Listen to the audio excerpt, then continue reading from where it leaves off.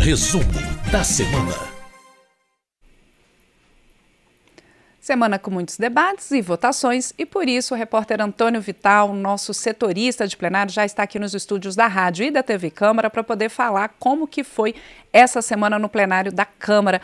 Vital, muito bom dia. Quer dizer, tudo bem? A gente teve uma semana de muita mobilização de agentes comunitários de saúde aqui nos corredores do Congresso por dias e finalmente teve ali, por muita pressão aí deles e mobilização, de uma proposta de emenda à Constituição de aposentadoria especial a essa categoria. Explica pra gente. Pois é, quem veio aqui à Câmara essa semana pode ver um monte de gente com os uniformes, com as camisetas, né, tudo igual. Eles usam uns coletes, assim, né, laranja, verde, amarelo. Junto aos deputados muito forte, então eles encheram também a galeria do plenário para pressionar pela votação dessa proposta de emenda à Constituição, que foi aprovada com uma votação muito, muito grande, com 446 votos a favor e apenas 20 contrários. E o que é que essa PEC que a gente chama, né, que é a proposta de emenda à Constituição, que é o que ela faz? Ela efetiva os agentes de saúde e combate às endemias que já trabalham para os estados e para os municípios, principalmente, né? Independente da maneira como eles foram selecionados. Apesar do projeto prever que essa efetivação vai ser daqueles que passaram por algum tipo de processo de seleção, ele não prevê, por exemplo, que sejam efetivados apenas os concursados. Isso teve algum tipo de crítica ao longo do plenário, e além de efetivar essas pessoas que já trabalham nessas áreas, consideradas fundamentais, né, para a saúde da população, esse projeto também cria uma aposentadoria especial nos moldes daquelas que já valem para professores e para membros das Forças Armadas. Essa aposentadoria, ela prevê 25 anos de contribuição e uma idade mínima de 60 anos para homens e 57 para mulheres. Mas com uma regra de transição que, na prática, vai fazer com que essas pessoas possam se aposentar mais cedo, até mais ou menos uns 5 anos para frente. Algumas críticas que surgiram ao longo da votação são de que esse projeto vai efetivar o que chamaram lá de trem da alegria, de contratação de pessoas que foram contratadas, na verdade, ser cabo eleitoral de prefeitos, etc. E isso foi a crítica que surgiu durante a votação, tá? E que vai aumentar os gastos públicos. A proposta prevê que o governo federal vai complementar esses gastos para aqueles municípios e estados que já têm um regime próprio de previdência. Então, quando você coloca essa categoria dentro daquela regra um pouco mais flexível, que é igual dos professores, por exemplo, que isso vai ter algum gasto, quem vai bancar essa diferença vai ser o governo federal. Mas a grande maioria do plenário considerou que a atividade dessas pessoas é fundamental para a saúde da população, para a prevenção de qualquer tipo de epidemia.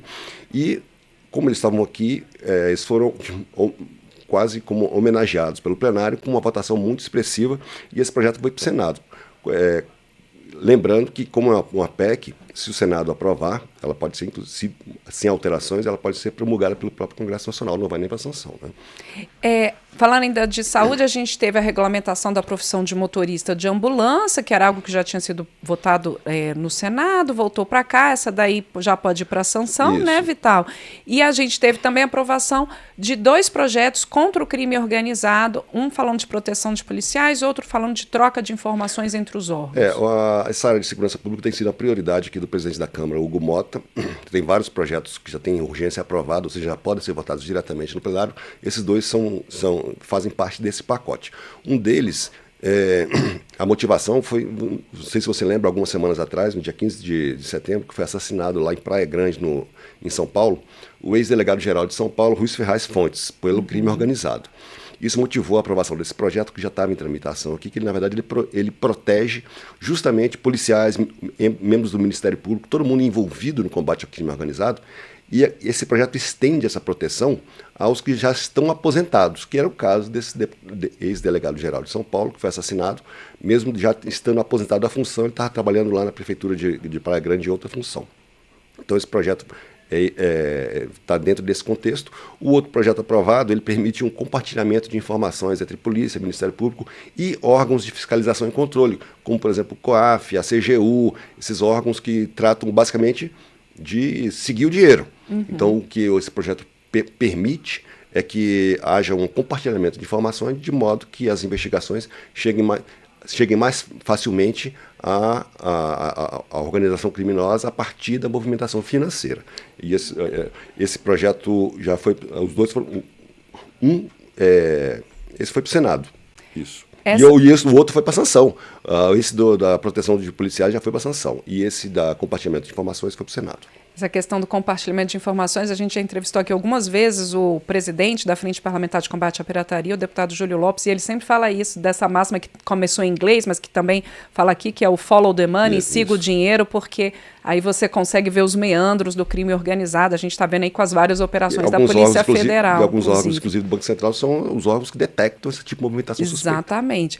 Bom, essas foram as aprovações, mas a gente sabe que teve um requerimento de retirada de pauta de uma medida provisória que acabou levando a que essa medida provisória perdesse a validade. Foi uma derrota aí para o governo. O que aconteceu? Que medida provisória era essa, Vital? Você lembra que em junho o governo publicou um decreto que aumentava a alíquota do IOF, que é aquele imposto sobre operações financeiras, que ele incide sobre operações de crédito, seguros, câmbio, etc. Só que, quando foi editado esse decreto, o Congresso derrubou.